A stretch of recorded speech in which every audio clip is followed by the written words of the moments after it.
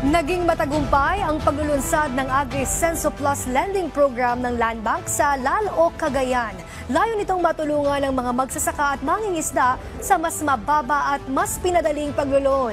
May balitang pambansa si Teresa Campos ng Radyo Pilipinas, Tuguegarao. Napakalaking tulong ng Land Bank po sa amin ito. Salamat po sa Land Bank, salamat po sa DA, at salamat po sa NIA.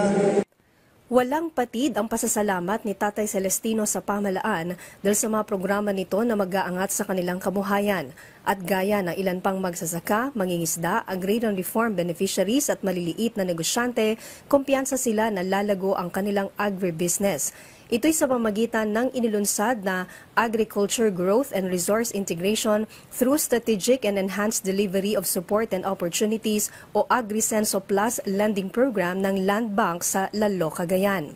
We've launched this alongside with the Ascend program, and that's really all about capacity building, it's about education, it's about also helping them really understand that, there are obligations, there are responsibilities when you have loans. At dahil capacity building component ng Agri-Senso Plus Lending Program ang Ascend program, nasa 4% lamang ang interest nito kada taon, mas mababa kumpara sa private lender.